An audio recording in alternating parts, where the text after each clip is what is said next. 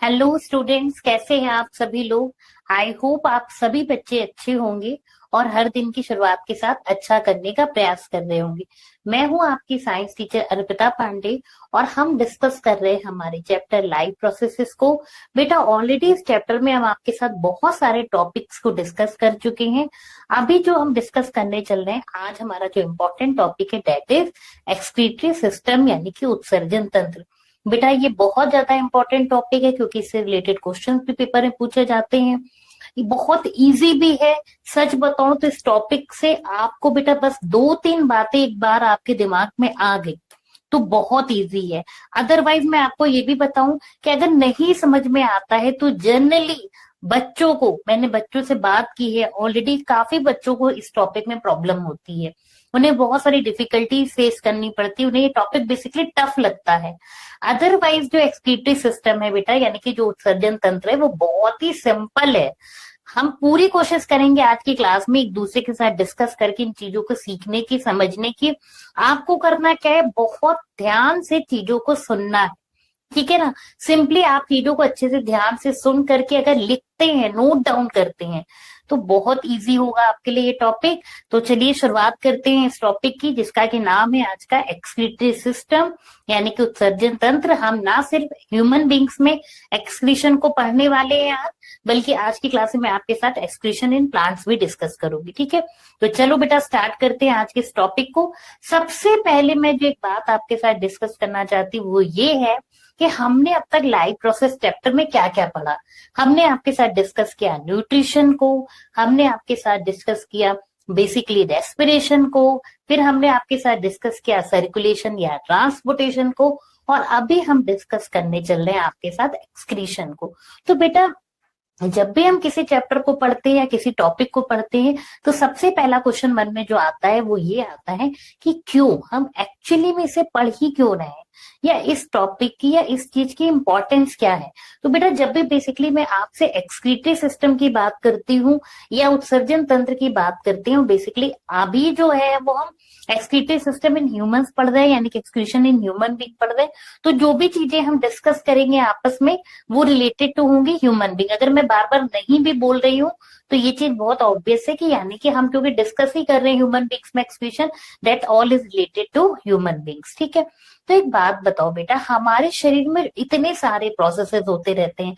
Like मैं आपसे बात करूं डाइजेशन का प्रोसेस, मैं आपसे बात करूं इतनी सारी मेटाबॉलिक एक्टिविटीज होती रहती हैं, या हम कह सकते हैं कि इतना सारे मेटाबॉलिक रिएक्शंस होती रहती हैं। अब बताओ ना, जैसे कि आप ही बताओ, जब डाइजेशन होता है तो कितने सारे एंजाइम्स जो है इन्वॉल्व हो रहे हैं। डाइजेशन की बात करूं, मेटाबॉलिक रिएक्शंस की बात करूं, तो इन सारे प्रोसेसेस में नंबर ऑफ प्रोसेसेस हमारे शरीर में हो रहे हैं। अब इन सारे प्रोसेसेस के साथ में क्या हो रहा होगा, देखो ब्लड फॉर्मेशन भी लगातार हमारे शरीर में होता रहता है। ना सिर्फ बेटा ब्लड का फॉर्मेशन होता है, बट साथ ही साथ ब्लड फॉर्मेशन एंड ट्रांसपोर्टेशन भी होता है। ट्रांसपोर्ट भी तो होता है ना पूरे शरीर में ब्लड का, किसके थ्रू, बताओ बताओ, हार्ट है ना जो, वो क्या करता है पूरे शरीर में ब्लड को ट्रांसपोर्ट करता है। अब मेरे को एक बात बताओ, आप इतने सारे प्रोसेसेस में हमारे शरीर में बहुत सारा वेस्ट भी एक्यूमुलेट होता है, क्योंकि जब इतने सारे प्रोसेसेस हो रहा है तो वेस्ट फॉर्मेशन भी हो रहा होगा। ठीक है ना, आई बात समझ में, क्या हो रहा होगा, वेस्ट फॉर्मेशन भी हो रहा होगा। अब आप मेरे को एक बात बताओ, अगर वेस्ट फॉर्मेशन हो रहा है तो उस शरीर हम सॉरी हमारे शरीर से उस वेस्ट का बाहर निकालना इज वेरी नेसेसरी। अगर हमारे घरों में भी कूड़ा करकट कचरा जमा होता रहता है तो कुछ दिनों बाद स्मेल आती है, फिर उससे मक्खी मच्छर और बहुत सारी डिसीजेस हो सकती हैं। तो सोचो हमारे इतने बड़े शरीर में, हेल्थ इज वेल्थ, इतना इंपॉर्टेंट शरीर है, और इस शरीर में अगर वेस्ट का एक्यूमुलेशन होगा तो प्रॉब्लम होगी। तो उस वेस्ट को, removal of waste material from our body is known as excretion. आई बात समझ में। तो सबसे पहले आपको ये समझ में आया कि वेस्ट बन कैसे रहा है, क्योंकि नंबर ऑफ एक्टिविटीज हमारे शरीर में हो रही, चाहे वो डाइजेशन हो, मेटाबॉलिक रिएक्शंस हो। लाइक आपको पता ही है कि जब भी हमने पढ़ा था ना कि एसिमिलेशन ऑफ फूड होता है तो क्या होती है, कार्बन डाइऑक्साइड बनती है, साथ ही साथ बहुत सारी चीजें बनती हैं, नंबर ऑफ एंजाइम्स की रिएक्शंस हो रही है, हॉर्मोन्स निकल रहे हैं, हॉर्मोन्स का सिक्रीशन हो रहा है, लगातार ब्लड भी फॉर्म हो रहा है, ब्लड ट्रांसपोर्ट भी हो रहा है, तो ये अपने साथ बहुत सारी चीजें जो है एक तरह से एज अ बाई प्रोडक्ट इसमें वेस्ट भी बन रहा होगा, और वेस्ट को हमें बाहर निकालना जरूरी है, क्योंकि अगर वो एक्यूमुलेट होगा तो it will definitely cause any problem, any serious disease. तो इतनी बात तो समझ में आई कि what is the motive of excretion. ठीक है, अब मैं आपसे बात करती हूँ कि एक्चुअली में एक्सक्रीशन में हम शरीर से बाहर निकालते क्या है, निकलता क्या है। तो मैं आपको एक बात बताऊं, तो बेसिकली इन एक्सक्रीशन हम बात करें तो हम रिमूव क्या करते हैं, हमारा जो मोटिव है वो है टू रिमूव, क्या रिमूव करना है, to remove waste materials, to remove waste materials, to remove waste materials from our body, from our body, like क्या, जैसे कि some salts, like some salts, and very important, what is this, nitrogenous waste, very important, nitrogenous compounds like urea and uric acid, urea and uric acid. अब यहाँ पे point to be noted, एक चीज आपको याद रखनी है बेटा, ये यूरिया, ये यूरिक एसिड हमारे लिए तो वेस्ट है, अगर हमारे शरीर में एक्यूमुलेट हो गए तो प्रॉब्लम क्रिएट करेंगे, लेकिन यही यूरिया, यही यूरिक एसिड प्लांट्स के लिए तो वरदान है। आपको पता है हम प्लांट्स को फर्टिलाइजर्स के रूप में यही यूरिया, यूरिक एसिड, आपने सुना भी होगा, definitely I am damn sure आप लोगों ने सुना होगा कि यूरिया वाली खाद लाना है, पेड़ों में डालना है, किसान भी इसका इस्तेमाल करते हैं, ठीक है ना। तो ये यूरिया, ये यूरिक एसिड जैसे nitrogenous compounds are very essential for the plants, but हमारे शरीर में अगर एक्यूमुलेट होंगे तो प्रॉब्लम क्रिएट करेंगे। जैसे कि आपको पता भी होगा, घर में जो हमारे एल्डर्स होते हैं उनको पैरों में तकलीफ होती है, ज्वाइंट्स में दिक्कत होती है, तो डॉक्टर उनका यूरिक एसिड टेस्ट कराता है, अगर यूरिक एसिड बढ़ के आता है इट मीन्स उन्हें आर्थराइटिस की प्रॉब्लम हो सकती है। आर्थराइटिस की प्रॉब्लम में क्या होता है कि बहुत ज्यादा पेन होता है, स्पेशली ज्वाइंट्स में, जहां पे बोन्स के ज्वाइंट्स होते हैं वहां पे। तो बेसिकली कहने का मतलब ये है कि uric acid is not good for our health, ठीक है। तो इसका वेस्ट है तो हमारे शरीर से इसको बाहर निकालना जरूरी है, ठीक है। कौन कौन से वेस्ट, कुछ सॉल्ट्स हैं। अब यहाँ पे सॉल्ट से मतलब बेटा क्या है, बहुत तरह के एसिड बेस्ड रिएक्शंस भी हमारे शरीर में हो रही, सॉल्ट फॉर्मेशंस हो रहे हैं, नाइट्रोजनस कंपाउंड्स बने, इन सब को बाहर निकालना जरूरी है। यही नीड है एक्सक्रीटरी सिस्टम की, इसीलिए हम इसको पढ़ रहे हैं। आज आवश्यकता ना होती तो इसके बारे में डिस्कस ही क्यों करते, ठीक है ना। आई बात समझ में, आई होप यहां तक तो क्लियर हो गया। दूसरी चीज मैं आपके साथ डिस्कस करूं, ये तो जरूरी ही है, इसके अलावा बेटा एक चीज और भी बहुत इंपॉर्टेंट है, डेट इज, क्यों हम पढ़ रहे हैं इसको, to maintain water balance in our body. यहाँ पे जरूर ध्यान रखिएगा कि to maintain water balance in our body, है ना। हम क्यों इसको पढ़ते हैं, to maintain water balance in our body. अब यहाँ पे मैं धीरे से अपने टॉपिक पे आ रही हूँ, ध्यान से सुनिएगा। To maintain water balance in our body, देखो बेटा होता क्या है, जो मेन एक्सक्रीटरी सिस्टम है, मतलब एक्सक्रीटरी सिस्टम का, सॉरी गलत बोल गई मैं, एक्सक्रीटरी सिस्टम का मेन जो पार्ट है वो है किडनी, यानी कि हम उन्हीं को वक्र भी कहते हैं, उन्हीं को हम गुर्दे भी कहते हैं। बहुत ध्यान से आप सुनिएगा आप सभी लोग, एक्चुअली में the main excretory part of the excretory system is the kidney, they are two in numbers या वन इन पेयर, ठीक है। होता बेटा क्या है कि इनसे ब्लड का फिल्टरेशन होता है, किडनी क्या करती है, ब्लड को फिल्टर करती है। ब्लड को फिल्टर क्यों कर रही, क्योंकि ये वही ब्लड है जो पूरे शरीर में हेड से लेके टो तक ब्लड को ब्लड ट्रांसपोर्ट हो रहा है, किसके थ्रू, हमारे आर्टरीज, हमारे वेन्स के थ्रू, और इसको कौन कर रहा है, हमारा हार्ट ट्रांसपोर्ट कर रहा है। अब एक बात समझो बेटा, इसी ब्लड में तो वेस्ट मटेरियल होंगे, अब इसी ब्लड को जब हम फिल्टर करेंगे तो वेस्ट मटेरियल को शरीर से बाहर निकालेंगे। लेकिन लेकिन जैसा कि हमने 9th क्लास में भी पढ़ा है कि blood is a fluid connective tissue, इसमें बहुत सारी मात्रा में पानी भी होता है। तो अब हमारी किडनी क्या करेंगी, ठीक है, किडनीज क्या करेंगी, बेसिकली ब्लड को फिल्टर करेंगी, जो एक्सेस वाटर है वो भी हमारे शरीर से बाहर निकाल देगी। क्यों? क्योंकि हमारे शरीर में ना तो पानी की कमी होनी चाहिए, ना ही पानी की अधिकता होनी चाहिए। एक एडिक्वेट अमाउंट में या प्रॉपर अमाउंट में हमारी बॉडी में पानी यानी कि वाटर रिटेन होना चाहिए। तो एक्सेस वाटर को भी क्या करना है, शरीर से एक्सपेल आउट करना है, बाहर निकालना है। करेगा कौन ये काम? ब्लड फिल्ट्रेशन का काम करेगी किडनी। इस प्रकार किडनी क्या करती है, वाटर बैलेंस भी करती है। वाटर बैलेंस करती है, इसी वजह से हमारे शरीर में टेम्परेचर रेगुलेशन भी बना रहता है। पता है आपको, टेम्परेचर रेगुलेशन भी बना। अब देखो कितनी चीजें एक दूसरे से इंटर रिलेटेड है। अगर मैं बहुत वास्ट पे जाऊं तो बहुत ज्यादा हो जाएगा, बट हमारी कुछ लिमिटेशंस हैं। हम क्लास 10th में हैं तो हमको क्लास 10th की लेवल की चीजें ही समझनी है। बट थोड़ा बहुत आप और भी चीजें समझिए कि वाटर बैलेंस करता है, वाटर बैलेंस से ही जुड़ा है टेम्परेचर रेगुलेशन हमारे शरीर का। साथ ही साथ ये क्या करता है, इसी तरह से ब्लड प्रेशर को भी रेगुलेट करता है। क्योंकि पता है आपको, जो ब्लड प्रेशर अगर पानी की कमी होगी या अधिकता हो जाएगी तो ब्लड प्रेशर भी डिस्टर्ब हो जाएगा। तो ब्लड प्रेशर रेगुलेशन भी ये करता है।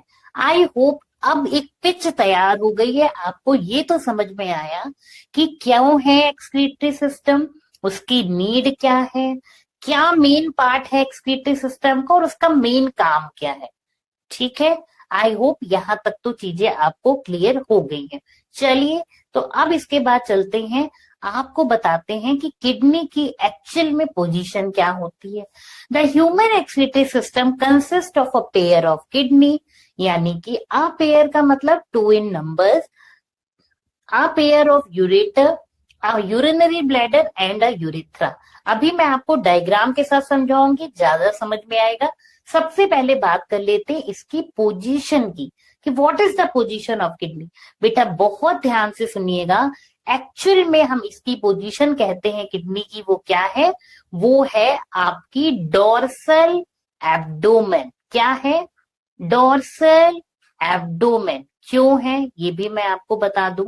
डोर्सल एब्डोमेन, एक्चुअली में डोर्सल का मतलब क्या होता है, रीढ़ की हड्डी या बैक साइड। ठीक है, एब्डोमेन कौन सा भाग है, वो भाग जहां पे हमारा आमाशय यानी कि पेट होता है।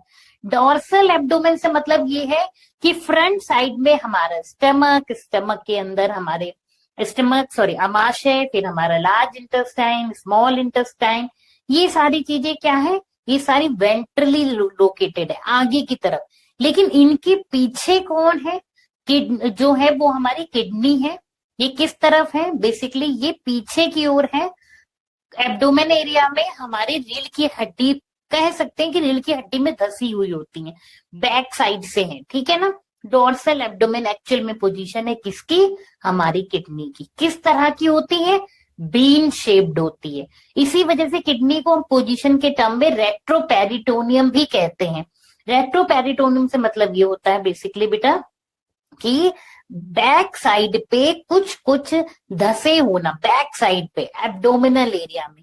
कभी भी किसी की किडनी की कोई सर्जरी होती है तो बेसिकली बेटा जो चीरा होता है, जो कट होता है, वो बैक साइड से आपको दिखाई देगा, आगे से नहीं, क्योंकि वो पीछे की ओर धसी है ना, तो आगे की ओर तो दूसरे डिफरेंट ऑर्गन्स है।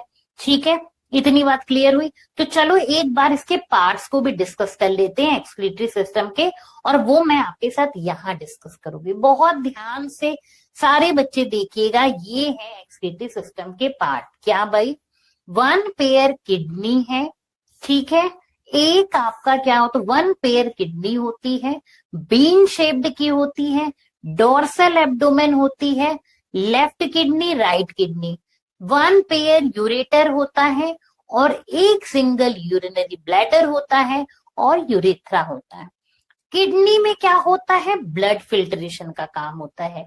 किडनीज में बेटा क्या होता है, यहाँ पे ब्लड फिल्ट्रेशन का काम होता है।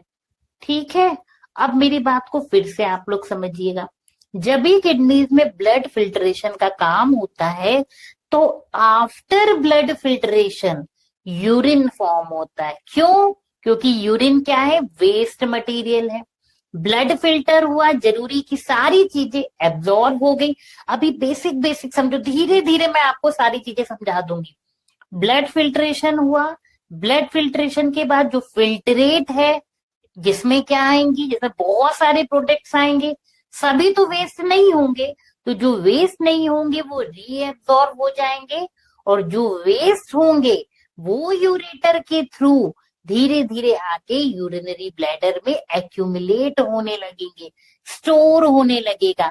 यानी कि ये जो कंटिन्यूअस प्रोसेस है जिसमें ब्लड फिल्टर हो रहा है, ब्लड फिल्टर होने के बाद यूरिन फॉर्म हो रहा है, यूरिन जो फॉर्म हो रहा है वो यूरेटर्स उसे कलेक्ट करके राइट यूरेटर राइट किडनी से, लेफ्ट यूरेटर लेफ्ट किडनी से, ट्यूब लाइक स्ट्रक्चर है, कहाँ पे ला रहा है? यूरिनरी ब्लैडर में ला रहा है। यूरिनरी ब्लैडर क्या है? यह एक मांसल स्पॉन्जी मस्कुलर स्ट्रक्चर है। धीरे धीरे क्या होगा? यूरिनरी ब्लैडर फिल हो जाएगा। ठीक है, जब भी यूरिनरी ब्लैडर फिल होता है तो अर्ज टू यूरिनेशन होता है। ठीक है, हमें इच्छा जागृत होती है कि अभी हमें यूरिन पास आउट करने जाना पड़ेगा। यूरिनरी ब्लैडर जो होता है वो नर्वस सिस्टम से कंट्रोल होता है, यानी कि control and coordinated through nervous system. जब भी ये आधे से ज्यादा फिल हो जाता है या ऑलमोस्ट फिल हो जाता है, देन अर्ज टू यूरिनेशन होता है और हम यूरिन पास आउट करने जाते हैं। अदरवाइज तो ड्रॉप बाय ड्रॉप यूरिन बन ही रहा होता है। बट मैंने आपको पहले ही बताया कि it is controlled by nervous system, तो ऐसा नहीं होता कि जैसे ही बना यूरिन पास आउट हो जाए। अगर ऐसा होगा तो ये डिजायरेबल सिचुएशन नहीं है, बट ऐसा नहीं होता है प्रॉपर फंक्शनिंग में। आई होप यहां तक चीजें आपको समझ में आई। ठीक है, चलिए, पार्ट्स जान लिया, शेप जान लिया, पोजीशन जान ली, नीड जान ली, और क्या वेस्ट मटेरियल बाहर निकलेंगे, किनको निकाला जाता है? नाइट्रोजनस सब्सटेंसेस को, कुछ सॉल्ट्स को, यूरिया यानी कि यूरिक एसिड को, इन सारी चीजों को बाहर हम शरीर से निकालते हैं। आई होप यहां तक तो आपको बात समझ में आई है।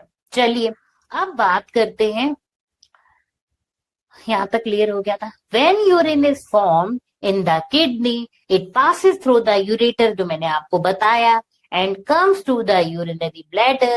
The purpose of urine formation is to filter out harmful substances. क्या filter out करना है? harmful substances को filter out करना है। ठीक है भाई, किसको किया जाता है filter out? harmful waste substances को, कहां से? from the blood। ठीक है, आई होप आपको मेरी बात समझ में आ रही है। अब आगे चलते हैं। जैसे कि हमारे शरीर में कार्बन डाइऑक्साइड पढ़ा था हमने ना, अब यहां से सोचो, अब थोड़ा सा मैं आपको आगे लेके चल रही हूँ। ठीक है, धीरे धीरे समझो। जैसे कि हमारे शरीर में जब भी रेस्पिरेशन प्रोसेस होता है, क्या बनता है? ग्लूकोज के ब्रेकडाउन होने से एनर्जी तो मिलती है, बट एनर्जी के साथ एक खराब चीज भी मिलती है as a by product, that is carbon dioxide. अब वो कार्बन डाइऑक्साइड कैसे हमारे ब्लड से बाहर कैसे जाती है? याद करो, एल्यूलाई होते थे, बलून लाइक स्ट्रक्चर होते थे, लंग्स में पाए जाते थे। जब इनहेल करते थे हम, तो उनमें क्या होता था? कार्बन डाइऑक्साइड फिल होती थी, और इनहेलेशन प्रोसेस से वो कार्बन डाइऑक्साइड हमारे शरीर से बाहर निकल जाती थी। ठीक है, remove from the blood through the lungs bye diffusion process, यानी कि विसरण के दौरान। जबकि जब बात नाइट्रोजनस वेस्ट की, देखो वेस्ट तो वो भी था। अब यहाँ पे एक बात और समझो, देखो मैं क्यों कहती हूँ, देखो हमारे नेचर भी हमको यही लेसन देता है। देखो कोई भी बातें होती ना, अगर आप बहुत अलग तरीके से सोचते हो ना, तो हर बात सिर्फ कहने की नहीं होती। जैसे मैं आपसे कहती हूँ कि आपको भी अपने ऊपर विश्वास करना चाहिए कि हम सब लायक हैं, बस हमें मेहनत करनी है और सोचना है। देखो तुम एक बात बताओ, हमारी किडनी से जो यूरिक एसिड निकल रहा है वो हमारे लिए डिजायरेबल नहीं है, बट प्लांट्स के लिए कितना ज्यादा इंपॉर्टेंट है ना? सेम डैट, हम जो कार्बन डाइऑक्साइड निकाल रहे हैं वो हमारे लिए जरूरी नहीं है, बट फोटोसिंथेसिस में प्लांट्स के लिए कितना ज्यादा इंपॉर्टेंट है। कहने का मतलब ये कि अगर कोई पर्सन आपको डिमोटिवेट कर रहा है, यानी कि वो व्यक्ति सही नहीं है। आपको अपनी खुद की काबिलियत पहचाननी है, ठीक है ना, बात समझ रहे हो, और मेहनत करनी है। सेम डेट यहाँ पे भी देखो, यूरिक एसिड कितना इंपॉर्टेंट है प्लांट्स के लिए, कार्बन डाइऑक्साइड कितना इंपॉर्टेंट है प्लांट्स के लिए, हमारे शरीर के लिए इंपॉर्टेंट नहीं है तो हम उसको बाहर निकाल रहे हैं, बट एक्चुअली में इट इज नॉट वेस्ट, है ना, इसको हम वेस्ट नहीं कह सकते। रिमूव किया जाता है ब्लड से इन द किडनी, बट जो नाइट्रोजनस वेस्ट है वो डिफ्यूजन प्रोसेस से तो नहीं निकल सकता बाहर, इसीलिए इतना बड़ा एक्सक्रीटरी सिस्टम है। और अब हम पढ़ने चल रहे हैं कि वो किस तरीके से हमारे शरीर से बाहर निकलेगा। ठीक है, चलिए आगे चलते हैं। अब यहाँ पे कुछ भी मैं आपको बताऊं, ये बात समझने से पहले आपको थोड़ा सा आगे लेके चलूंगी यहाँ पे। अब 10 एटलीस्ट 15 मिनट्स आपका ध्यान कहीं नहीं होना चाहिए, नहीं तो टॉपिक हाथ से निकल जाएगा, ठीक है, क्योंकि अब जो चीजें बताते चले हूँ that is very important, little bit complex भी है थोड़ी सी, ठीक है। चलो देखो बेटा, यहाँ पे ध्यान से एक शब्द आपको दिखाई दे रहा है, दैट इज एरोटा। क्या दिखाई दे रहा है आप सभी को? एक शब्द दिखाई दे रहा होगा जो लिखा क्या है, जिसको एक शब्द दिख रहा है आपको जो लिखा है यहाँ पे एरोटा। अब ध्यान दो मेरी बात को, ये एरोटा क्या है? याद करो, ये वही एरोटा था, वही एरोटा है, वही एरोटा है जो क्या करती थी, जो हमारे शरीर में, इसी को हिंदी में महाधमनी भी कहते हैं, जो पूरे शरीर में ऑक्सीजनेटेड ब्लड को सप्लाई करती थी। कहाँ से? हार्ट से पूरे शरीर में ऑक्सीजनेटेड ब्लड को कैरी करके लेके जाती थी। याद आया कि नहीं याद आया? अभी सर्कुलेटरी सिस्टम में पढ़ाया था मैंने कि एरोटा क्या करती है। एरोटा का काम ही यही था कि पूरे शरीर में क्या करना है, ब्लड को भेजना है। किस ब्लड को भेजना है? ऑक्सीजनेटेड ब्लड को भेजना है। कहाँ से कहाँ तक भेजना है? हार्ट से भेजना है, टूवर्ड्स ऑल ऑर्गन तक, सारे ऑर्गन्स तक भेजना इसका काम होता है। अब एक चीज आपको ध्यान से समझनी है,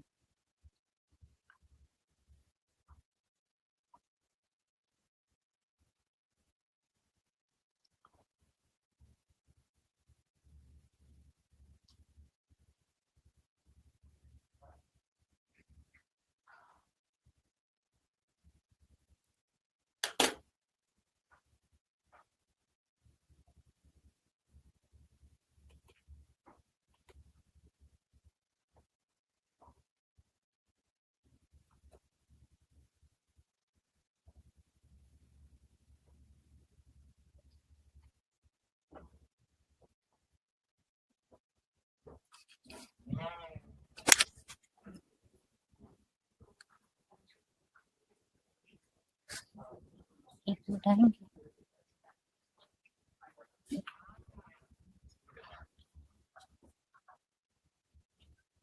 इसमें वैसे तो माइक ही नहीं ऑफ हो पा रहा है, कुछ कुछ हो नहीं रहा है इस तरह से। क्या हुआ? ये स्क्रीन इस तरह से ना, क्या हुआ? कुछ भी काम नहीं कर रहा ना। ये मैंने यहाँ से शेप सेलेक्ट किया था, कोई बात नहीं, रिकॉर्डेड ही है, रिकॉर्ड। ठीक है, मुझे लगता है ठीक है।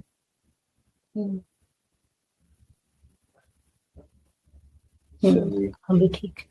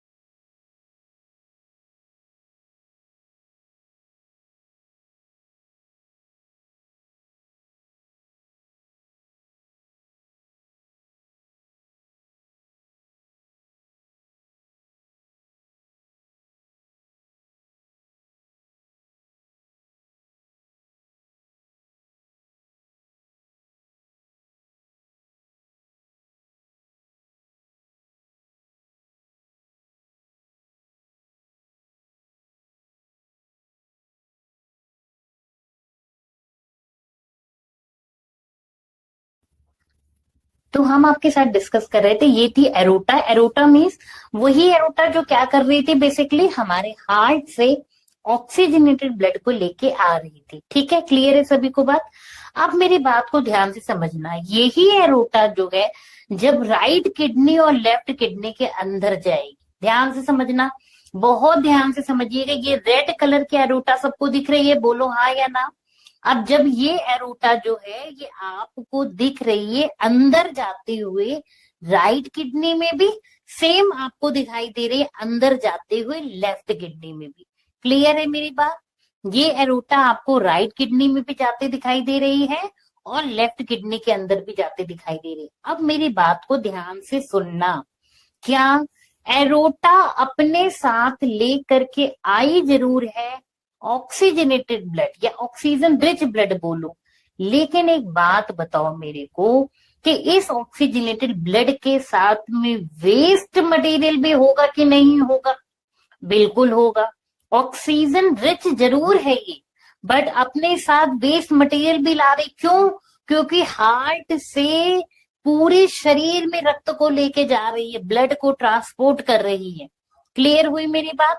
तो एक बात बताओ, इसलिए हम इस ब्लड को क्या बोलेंगे भाई? जब इसमें वेस्ट मटेरियल भी है, वेस्ट मटेरियल बोले तो आपके नाइट्रोजनस कंपाउंड है, कई तरह के सॉल्ट्स हैं, तो हम इसे बोलेंगे क्या कि ये इम्प्योर ब्लड है। क्या है ये? इम्प्योर ब्लड है। अब मेरी बात को ध्यान से समझो कि ये तो हो गया इम्प्योर ब्लड। अब प्रॉब्लम है, हम इम्प्योर ब्लड तो अपने पास नहीं रख सकते ना, उसको प्योर करना जरूरी है। ध्यान से समझना है। एरोटा की कहानी आपको समझ में आई?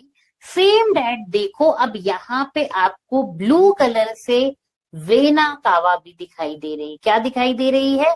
ब्लू कलर से अगर मैं बात करूं तो वेना कावा भी दिखाई दे रही। ध्यान से देखिए, ये क्या है? वेना कावा है।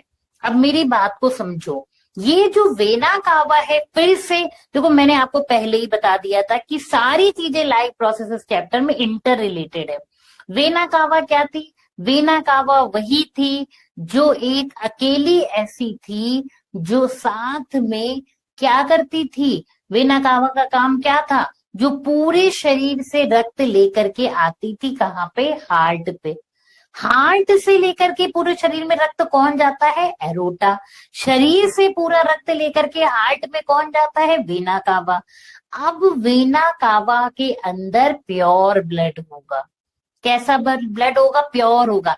ध्यान से सुनो, वेना कावा की जब बात आती है तो वेना कावा में ब्लड जो होगा वो CO2 रिच होगा। CO2 रिच होगा, बिल्कुल होगा, अभी मैं बताती हूँ। बट वेस्ट मटेरियल नहीं होगा। CO2 रिच होगा लेकिन वेस्ट मटेरियल नहीं होगा, इसलिए हम इस ब्लड को डीऑक्सीजनेटेड जरूर मानेंगे, बट ये प्योर ब्लड होगा।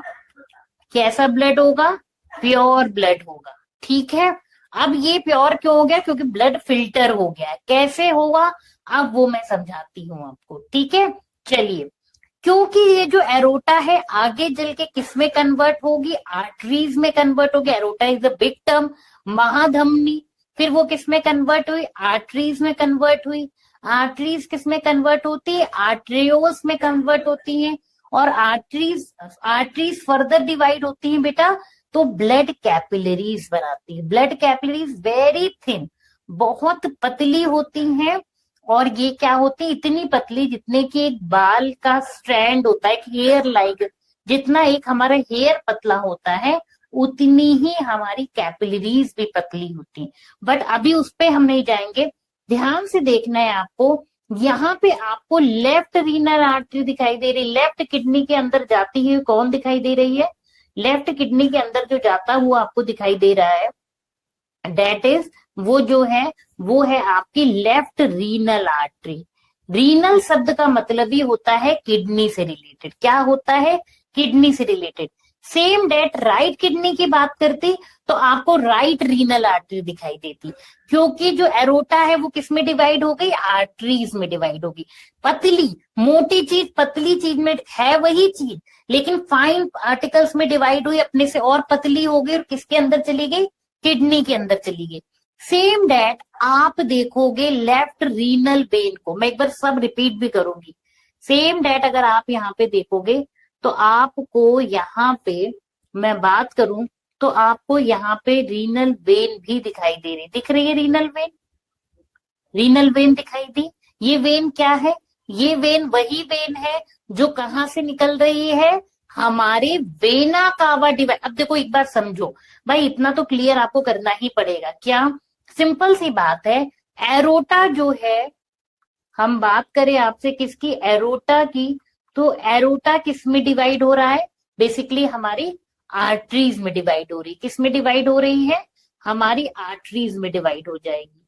आर्टरीज जो है धमनियां और पतली हमारी ब्लड कैपिलरीज में डिवाइड हो जाएंगी। किस में डिवाइड हो जाएंगी? ब्लड कैपिलरीज में डिवाइड हो जाएंगी। सेम डेट ये जो वेना कावा है, बड़ी है मोटी वेना कावा, किस में डिवाइड हो जाएगी? ये हमारी वेन्स में डिवाइड हो जाएगी। किस में डिवाइड होगी? वेन्स में डिवाइड होगी। और वेन्स में डिवाइड होगी तो वेना कावा भाई जो है right when, right renal vein और लेफ्ट रीनल वेन में। भाई जब अगर राइट साइड जाएगी तो आप बोलोगे इसको राइट रीनल वेन, और लेफ्ट साइड जाएगी तो आप इसे बोलोगे लेफ्ट रीनल वेन। क्लियर हुई मेरी बात सभी को? ठीक है, चलिए। अब ये यानी कि हमने क्या समझा?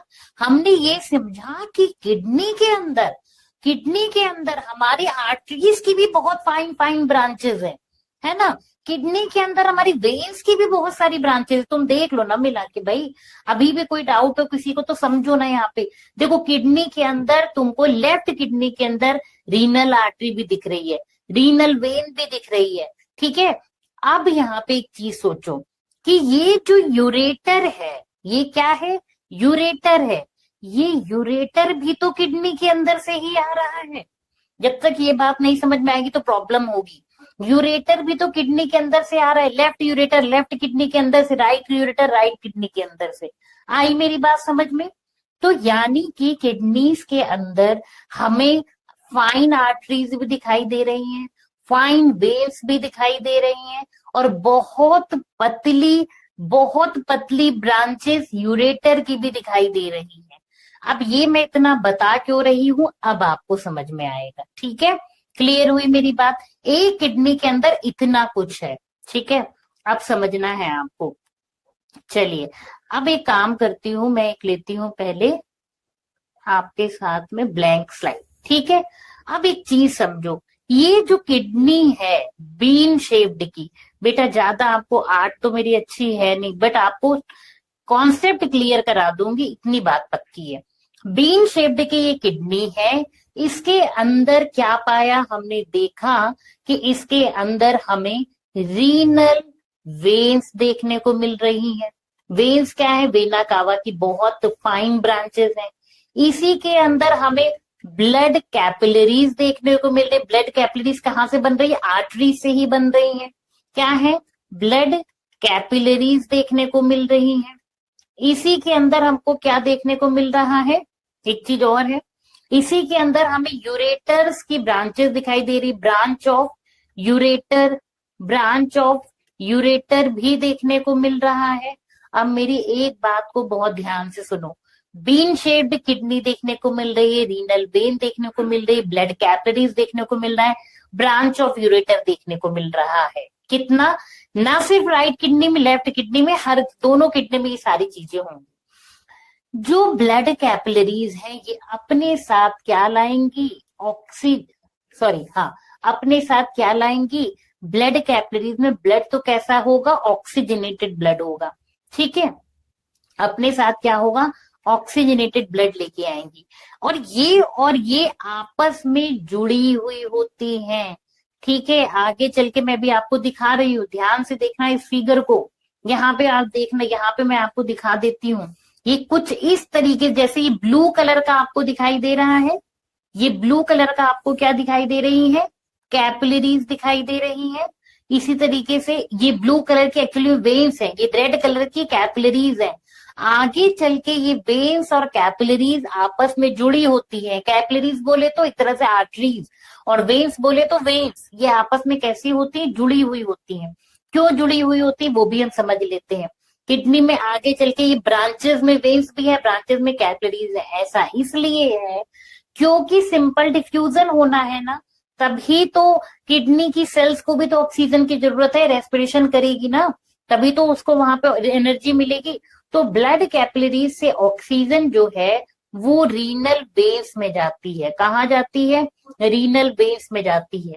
तो इस तरीके से क्या होगा, इस तरीके से ये बात देखने को मिलेगी हमें कि हमने यहाँ पे ये देखा कि जो हमारी वेव्स है, जो देखो एरोटा ऑक्सीजन देती, ठीक है ना। अब इसने क्या किया, इसने यहाँ पे ध्यान समझिएगा, ठीक है, थोड़ा सा गड़बड़ बोल दिया था मैंने, एक चीज ध्यान दीजिएगा आप लोग। अब ये ब्लड आर्टरीज क्या करेंगी, कैपिलरीज क्या करेंगी, ऑक्सीजन को छोड़ देंगी किसके अंदर, किडनी की सेल्स के अंदर, ठीक है। ऑक्सीजन को कहा इन्होंने छोड़ा है, इन द किडनी, ठीक है, इन द किडनी सेल्स में छोड़ दिया, जो हमारी किडनी की सेल्स है वहां पे ऑक्सीजन को दे दिया। साथ में अब क्या है, ऑब्वियस सी बात है, किडनी की सेल्स भी रेस्पिरेशन कर रही तो कार्बन डाइऑक्साइड तो फॉर्म कर ही रही होंगी, ठीक है ना। तो ये जो कार्बन डाइऑक्साइड है वो इन्होंने किसको दे दिया, जो कार्बन डाइऑक्साइड थी वो कहाँ पे चली गई है, रीनल वेव्स में चली गई है। किस में चली गई, शिराओं में चली गई है। कार्बन डाइऑक्साइड कहाँ पे चली गई है, हमारी वेव्स में चली गई है, ठीक है।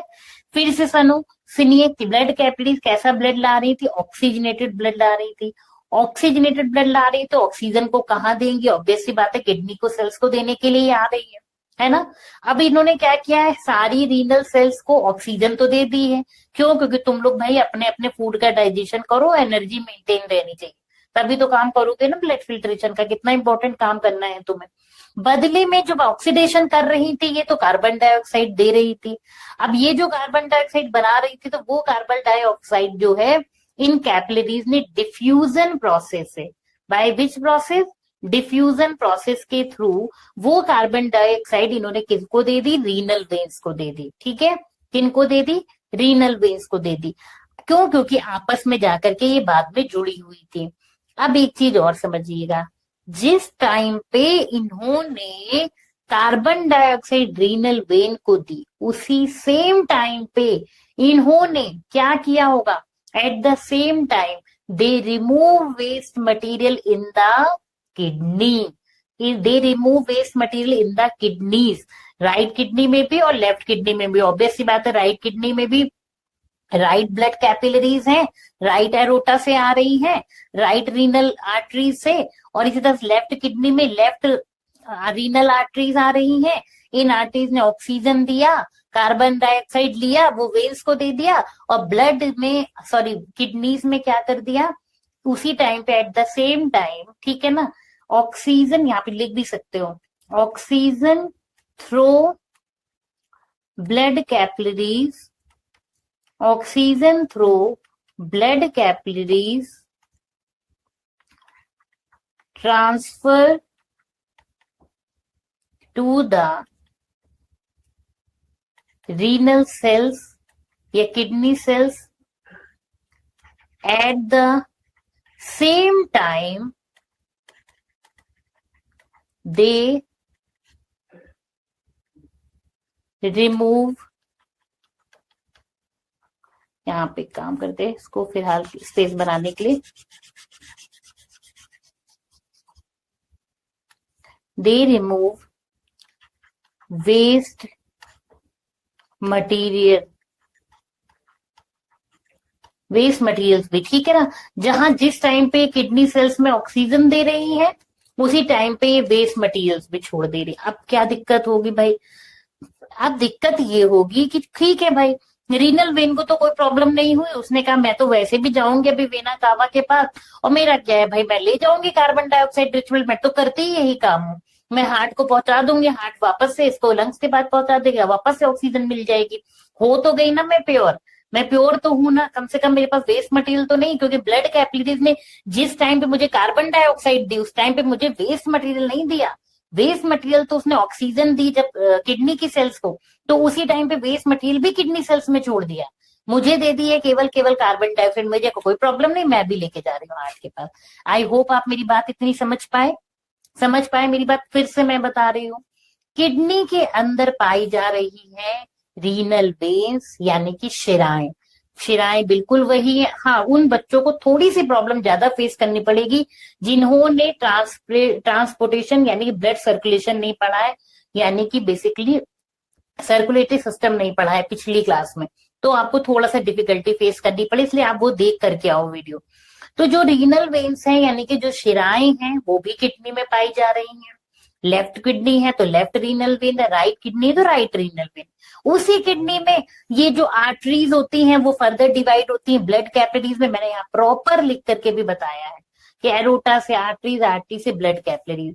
ये किस में डिवाइड हो गई? ब्लड कैपिलरीज में डिवाइड हो गई। हमें पता है कि कैपिलरी लेकर के आती है ऑक्सीजनेटेड ब्लड, ऐसा ही इसने किया है।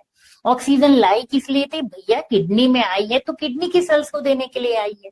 इसने ऑक्सीजन कहाँ ट्रांसपोर्ट कर दी? रीनल सेल्स को, किडनी की सेल्स को दे दिया कि भाई तुम लोगों के पास अपने पास ग्लूकोज तो है ही है ना, पिछली बार आया होगा, ब्लड तो दे के गया होगा, चलो मैं ऑक्सीजन दे रही हूँ, फटाफट करो ऑक्सीडेशन और एनर्जी को इनटेक करो। ठीक है भाई, चलो कोई बात नहीं है।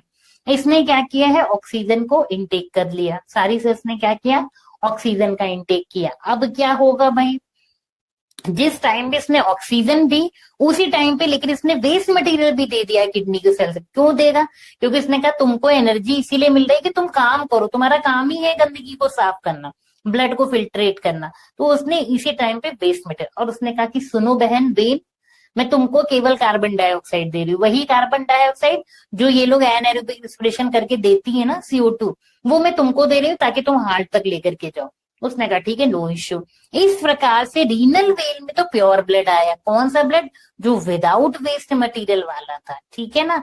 अब ये रीनल वेन कहाँ लेके जाएंगे? इसको वेना कावा में लेके जाएंगी। आई होप यहाँ तक समझ में आए। अब यहाँ पे मैं आपके साथ एक नई बात बताने चल रही, वो जरूर याद समझिएगा। वो क्या है इंपॉर्टेंट बात? एक्चुअली में किडनी की स्ट्रक्चरल एंड फंक्शनल यूनिट होती है नेफ्रॉन। क्या होती है? नेफ्रॉन। ठीक है ना। ये जो सारी चीजें जो मैं बार बार आपसे कह रही हूँ, रीनल वेन, ब्लड कैपिलरीज और ब्रांच ऑफ यूरेटर, ये तीनों के तीनों गुच्छे बना के बड़े ही कॉम्प्लेक्स फॉर्म में, क्योंकि हमारी किडनी के अंदर क्या पाई जाती है? नेफ्रॉन। नेफ्रॉन क्या है? Nephron is a structural and functional, याद रखिएगा, structural and functional unit of kidney है। ठीक है ना। बहुत सारी नेफ्रॉन्स हर एक किडनी में पाई जाती है, कि लेफ्ट किडनी में भी, राइट किडनी में भी पाई जाती है। ठीक है। होता क्या है? इन्हीं नेफ्रॉन्स के अंदर पाई जाती हैं हमारी वेन्स के गुच्छे, ब्लड कैपिलरीज के गुच्छे, और साथ ही साथ ब्रांच ऑफ यूरेटर्स भी इन्हीं नेफ्रॉन्स में पाए जाते हैं। अब एक बात समझना है आपको कि जो ये नेफ्रॉन है, इन्हीं नेफ्रॉन के अंदर जब कौन जाता है? हमारी आर्टरीज जाती हैं। ठीक है ना। आर्टरीज की बात करूं मैं आपसे बेसिकली अगर, तो जब हमारी ये आर्टरीज जाएंगी, है ना, तो ये क्या करेंगी? ये आर्टरीज वही काम करेंगी, यानी कि ब्लड कैपिलरीज वही काम करेंगी कि ऑक्सीजन जो है वो सेल को देंगी। ठीक है ना। लेकिन ये जो आर्टरीज होती हैं ये नेफ्रॉन के अंदर, याद रखिएगा, यहाँ पे अब इस फिगर को ध्यान से आप सबको देखना है, बल्कि बेसिकली यहाँ पे, ताकि आपका ध्यान ना जाए, कहीं भटके ना। एक्चुअली में ये जो ब्रांच ऑफ रीनल आर्टरीज है ये कहलाती है ग्लोमेरुलस। हर एक किडनी के अंदर बहुत सारी नेफ्रॉन्स हैं, एक अकेली नहीं बेटा।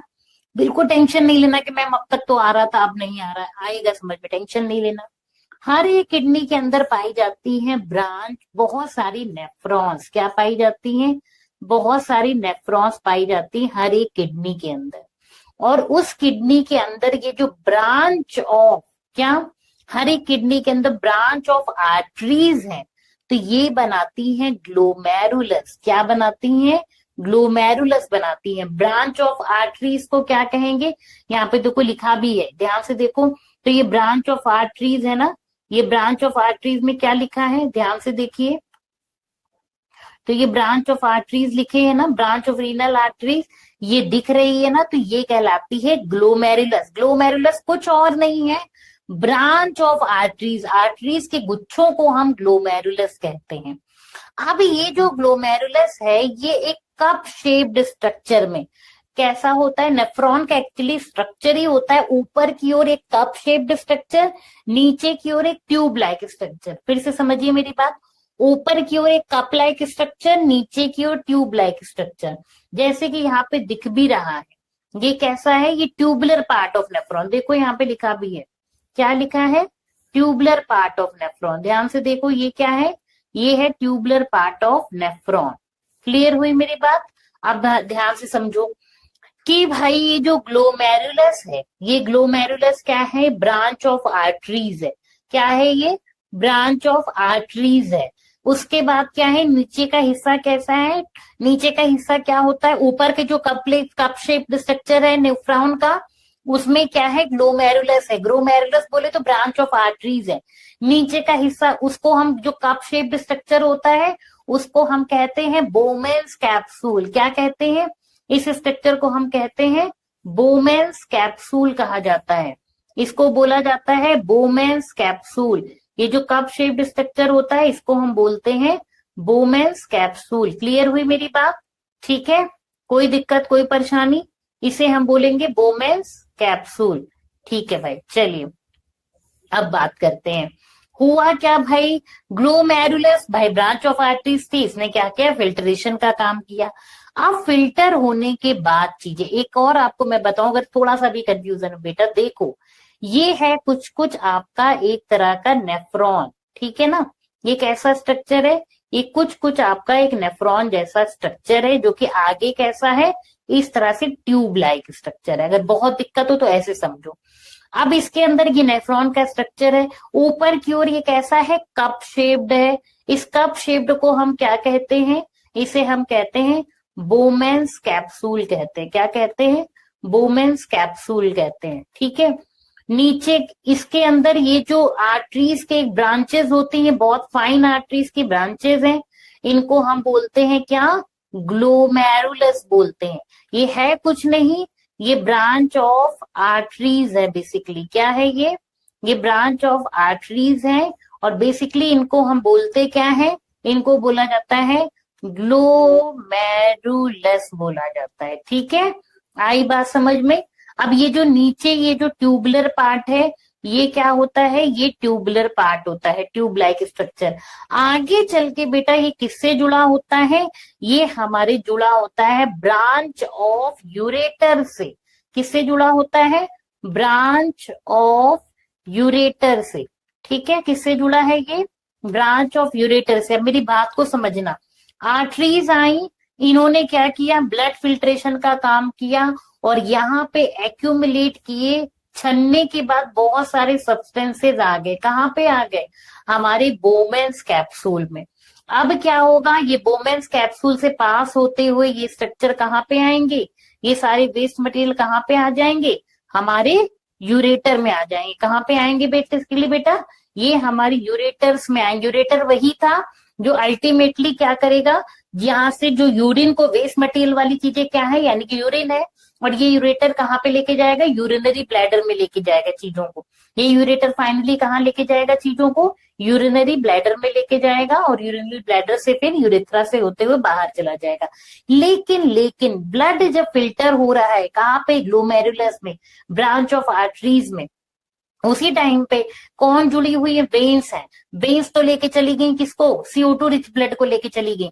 बदले में ये जो वेस्ट मटेरियल निकला, अब इस वेस्ट मटेरियल में क्या क्या होंगे, इस वेस्ट मटेरियल में बेटा एक्चुअली में भाई ब्लड फिल्टर हुआ है, तो इस वेस्ट मटेरियल में आपका ग्लूकोज भी हो सकता है, साथ ही साथ कुछ सॉल्ट भी होंगे, ग्लूकोज होगा, अमीनो एसिड भी होगा, ठीक है ना। साथ ही साथ क्या हो सकता है आपका, कुछ सॉल्ट भी हो सकते हैं, वाटर भी हो सकता है, वाटर बोले तो एक्सेस वाटर हो सकता है, यूरिक एसिड भी हो सकता है।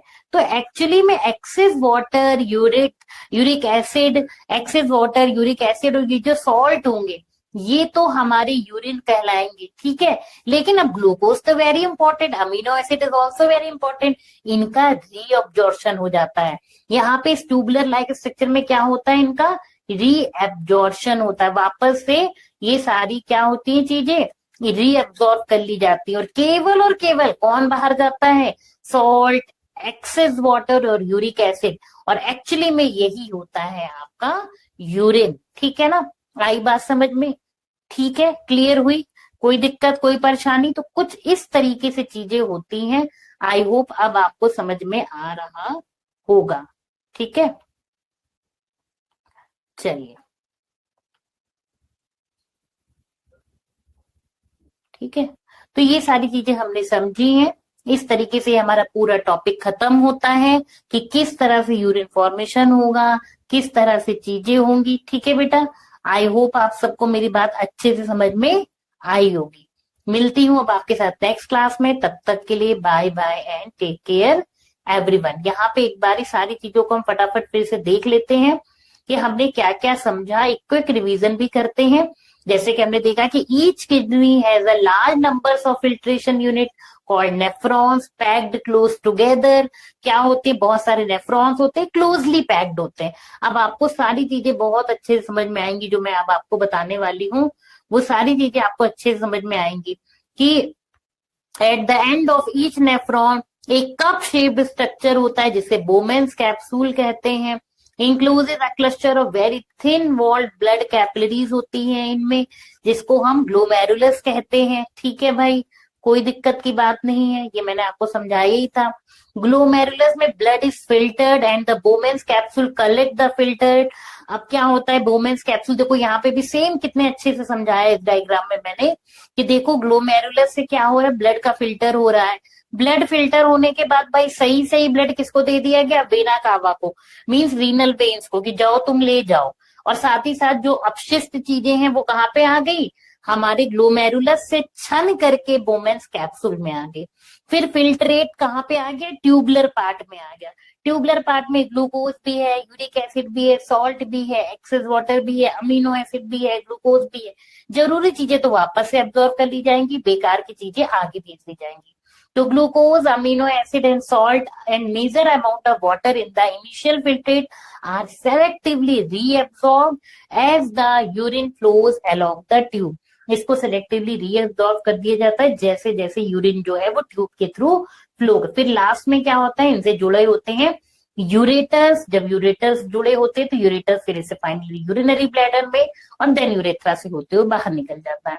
फिर मैं आपसे बात कर रही थी, the urine from each kidney enters a long tube ureter which then passes to urinary bladder and stored in it. As the bladder expands, pressure increases that leads to the urge to urinate through the urethra. The bladder is a muscular, so it is under nervous control. ठीक है भाई, आगे चलते हैं। Artificial kidney क्या है? जब किसी पर्सन की दोनों किडनी खराब हो जाती है तो एक प्रोसेस होता है जिसको हम कहते हैं डायलिसिस। इसमें इस पर्सन को नाइट्रोजनस वेस्ट बाहर निकलवाने के लिए शरीर से वीक में 2 बार या 1 बार as per the advice of doctor जाना पड़ता है। ये एक आर्टिफिशियल प्रोसेस होता है, आर्टिफिशियल किडनी है। जब तक कि कोई डोनर नहीं मिल जाता तो टेम्परेरी रिलीफ कराने के लिए, टेम्परेरी काम के लिए कि नाइट्रोजनस वेस्ट बाहर निकाल सके, हम इसकी मदद लेते हैं। इस प्रोसेस को डायलिसिस कहते हैं। ठीक है, अब बात करते हैं जनरली एक पर्सन में, एक एडल्ट व्यक्ति में 180 लीटर पर डे फिल्ट्रेशन होता है ब्लड का। ठीक है ना भाई? मतलब बेसिकली ब्लड उतना नहीं, बार बार डबल ब्लड सर्कुलेट हो रहा है ना। और लगभग लगभग 1.2 लीटर्स क्या बनता है? इनिशियल फिल्ट्रेट बनता है। ठीक है ना भाई? रिमेनिंग फिल्ट्रेशन रीअब्सॉर्ब हो जाता है, बाकी जो है यूरिन फॉर्म में हमारे शरीर से बाहर निकलता है। प्लांट्स में किस तरह से एक्सक्रीशन होता है? Plants get rid of excess water through the process of transpiration. Plants क्या करते हैं? जो एक्सेस वाटर को शरीर से किसके थ्रू? ट्रांसपायरेशन के थ्रू बाहर निकालते हैं, वाष्पोसर्जन प्रक्रिया के थ्रू। मैनी प्लांट्स जो है वो बहुत सारे वेस्ट मटेरियल को, वैक्यूल्स होती है ना, हमने 9th क्लास में भी आपको पढ़ाया था कि एनिमल्स में तो वैक्यूल्स नहीं पाई जाती हैं, बट प्लांट्स में बड़ी बड़ी वैक्यूल्स पाई जाती है जो चीजों को स्टोर करने का भी काम करती है। तो वहां से वेस्ट मटेरियल के रूप में वैक्यूल्स बाहर निकलती हैं। अदर वेस्ट प्रोडक्ट जो है remains in the old xylem in the form of resin and gums.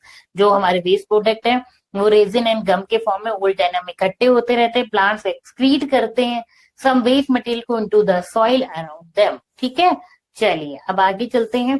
Where is resin and gum store? ये कहाँ पे स्टोर किए जाते हैं?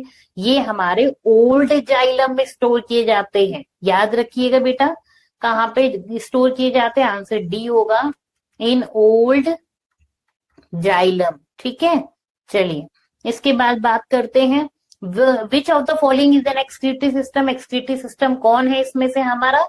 तो kidneys are the excretory system, है ना। ठीक है, तो आंसर होगा ए, दैट इज किडनी। कितने होते हैं? नंबर्स में 2, पेयर में 1 होते हैं।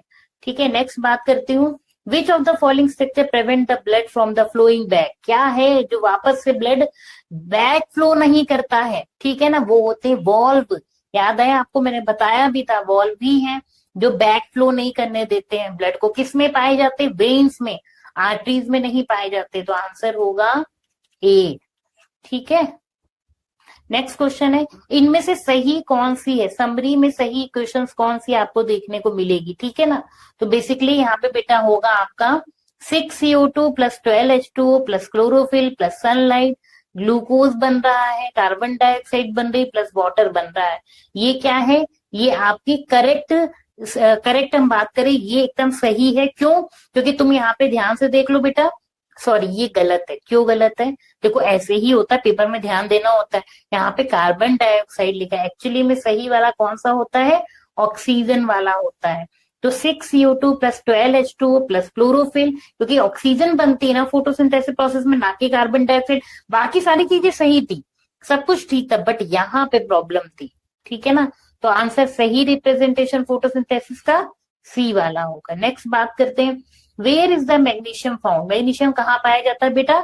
तो क्लोरोफिल में पाया जाता है। आंसर सही होगा ए, डेट इज क्लोरोफिल। फिर बात करते हैं, what is the normal amount of urea in human blood. Human blood में नॉर्मल अमाउंट क्या होगा यूरिया का? वो होता है बेसिकली बेटा 20 mg। ठीक है ना, तो आंसर सही होगा आपका B, that is 20 mg। Does the opening and closing of the pores of stomata depend, किस पे डिपेंड करते हैं? Water in the protector cell, जो गार्ड सेल होती है, जब भी उनमें वाटर फिल करता है तो ये क्या हो जाती है? स्वेल अप हो जाती है, स्टोमेटा ओपन हो जाते हैं। जब भी इनसे वाटर बाहर निकलता है तो ये श्रिंक हो जाती है, तो ये स्टोमेटा क्लोज हो जाते हैं। तो आंसर सही होगा बी। ठीक है, चलिए अब आगे बात करते हैं, नेम द फॉलोइंग। क्या है भाई इसमें से? आपको ये क्वेश्चन नंबर 8 जो है आपको बताना होगा। ठीक है, इसको कोशिश कीजिएगा आप खुद से करने की। अच्छा एक बार हिंट देती हूँ, बताओ प्रोसेस जो है, प्लांट्स जो कंबाइन कर रहे हैं लाइट एनर्जी को विथ केमिकल एनर्जी, बताइए बताइए, combines light energy with chemical energy को, वो प्रोसेस कहलाता है फोटोसिंथेसिस। क्या कहलाता है बेटा? फोटोसिंथेसिस कहलाता है। Same that organism which make their own food, हमने सबसे पहले क्लास में यही सारी चीजें डिस्कस की थी। वो क्या होते हैं? ऑटोट्रॉप्स होते हैं। क्या होते हैं? ऑटोट्रॉप्स होते हैं, जो अपना खाना, सेल ऑर्गेनिज्म वेयर फोटोसिंथेसिस कहाँ पे होती है? क्लोरोप्लास्ट में होती है। कहाँ पे होती है? क्लोरोप्लास्ट में होती है। Cells that surround the pore of stomata, guard cell, अभी बात करके आए ना इनके बारे में। ठीक है भाई, organism which can not make their own food, जो अपना खाना खुद नहीं बना पाते हैं, वो क्या होते हैं? वो होते हैं हेट्रोट्रॉप्स, परपोषी, है ना। चलिए आगे बात करते हैं, what is the role of acid in stomach. Acid का भाई क्या रोल है हमारे स्टमक में? बहुत बड़ा रोल है। यही एसिड है जो हेल्प करता है स्टमक के अंदर एक अम्लीय माध्यम बनाने में, एसिडिक मीडियम क्रिएट करता है, जिसकी वजह से वो जो पेप्सिनोजन है वो पेप्सिन में कन्वर्ट होकर के प्रोटीन का डाइजेशन करता है। साथ ही साथ पेप्सिनोजन है ना भाई, इनएक्टिव एंजाइम कौन होता है? पेप्सिनोजन होता है। और इस पेप्सिनोजन को किसमें कन्वर्ट करता है? पेप्सिन में कन्वर्ट करता है। साथ ही साथ एक बात और समझो, ये किल कर देता है, सारे माइक्रोब्स को मारने का काम करता है भाई, क्योंकि इतना ज्यादा एसिडिक है, इतना ज्यादा कॉन्सेंट्रेटेड एसिड है। ये फूड को सॉफ्ट भी बनाता है, भोजन को पचाने का भी काम करता है। कौन? स्टमक में। अब बात आता है what right the difference between autotrophic and heterotrophic nutrition.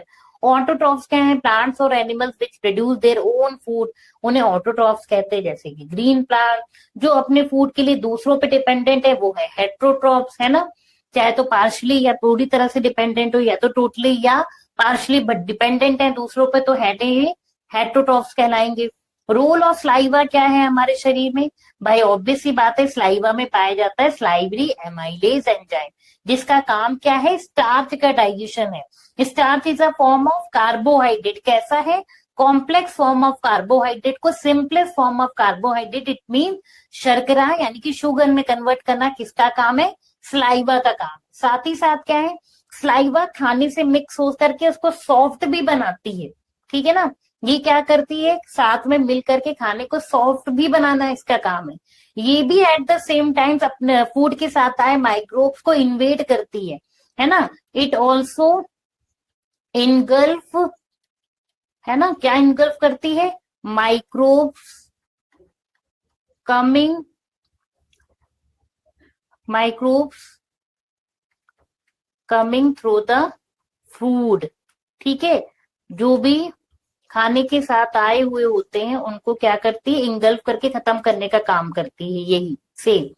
चलिए आगे बात करते हैं, डिफरेंस क्या है एरोबिक और एनारोबिक रेस्पिरेशन में। हम सबको पता है aerobic respiration takes place in presence of oxygen, anaerobic respiration takes place in absence of oxygen. Anaerobic में क्या बनता है, इथाइल एल्कोहल, साथ ही साथ क्या बनता था, इथाइल अल्कोहल के साथ साथ अगर मसल्स में होता तो लैक्टिक एसिड बनता था। एनारोबिक रेस्पिरेशन ईस्ट में होता है, इस प्रोसेस को फर्मेंटेशन कहते हैं। एरोबिक रेस्पिरेशन में क्या रिलीज होती है, एरोबिक रेस्पिरेशन में कार्बन डाइऑक्साइड बनता है।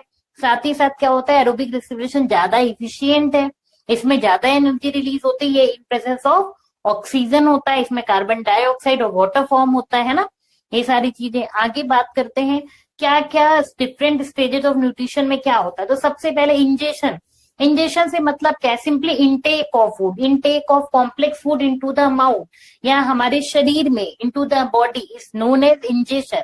Simply transporting the food into the body क्या है, इंजेशन है। अब उसके बाद क्या होता है भाई, डाइजेशन होता है, उस कॉम्प्लेक्स फूड का धीरे धीरे ब्रेक डाउन स्टार्ट होगा, माउथ से स्टार्ट होगा, कंप्लीट कहाँ पे होगा, स्मॉल इंटेस्टाइन में।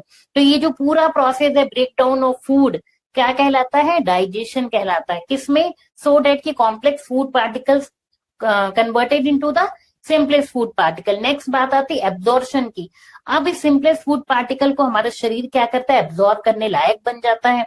मीन्स ये कह सकते हैं शरीर तो लायक था ही, बट ये फूड उस लायक हो जाता है कि अब उसे एब्जॉर्ब करा जा सके। तो ये जो प्रोसेस है वो होता है एब्जॉर्प्शन। और उस एब्जॉर्ब सिंपल फूड का जब हम ऑक्सीडेशन करते हैं तो वो कहलाता है एसिमिलेशन। क्यों करते हैं oxidation, so that it can release energy. जब ऑक्सीडेशन होता है फूड का तभी तो एनर्जी रिलीज होती है। अब इन सारे कामों के बाद वही जो अभी हमने पढ़ा है कि इतनी सारी मेटाबॉलिक एक्टिविटीज के बाद जो वेस्ट मटेरियल हमारे शरीर में क्या होता है, एक्यूमुलेट होता है, तो उसको शरीर से बाहर निकालना कहलाता है एक्सक्रीशन। आई होप आप सभी बच्चे अच्छे से चीजों को समझ पाए होंगे। अगर कहीं भी किसी को डाउट होता तो आपको सिंपली क्या करना है, रिकॉर्डेड लेक्चर से एक बार दोबारा से लेक्चर को देखना। थोड़ी सी चीजें कॉम्प्लेक्स हैं बट आप उसको बार बार रिवाइज करोगे then you are good to go. If तब भी अगर कोई प्रॉब्लम आती है तो आपको सिंपली प्ले स्टोर से फिलो ऐप डाउनलोड करनी है। वहां पे अपने क्वेश्चन की जो भी आपको डाउट है उसको क्लिक करके वहां पे पेस्ट अपनी पिक्चर को अपलोड करना, उस क्वेश्चन की डिफिकल्टीज जहां पे भी आपको प्रॉब्लम फेस हो रही है, जिस भी क्वेश्चन में दिक्कत आ रही है, सिंपली आपके साथ बेटा 60 to 70 सेकेंड्स में कोई ना कोई ट्यूटर कनेक्ट होगा और वो आपकी लाइव क्लास के दौरान आपकी सारी प्रॉब्लम को सॉल्व करेगा, अच्छे से आपको समझाएंगे। इस तरह से बिना रुके आपकी पढ़ाई अच्छे से हो सकेगी। मिलते हैं नेक्स्ट क्लास में, तब तक के लिए bye bye and take care everyone.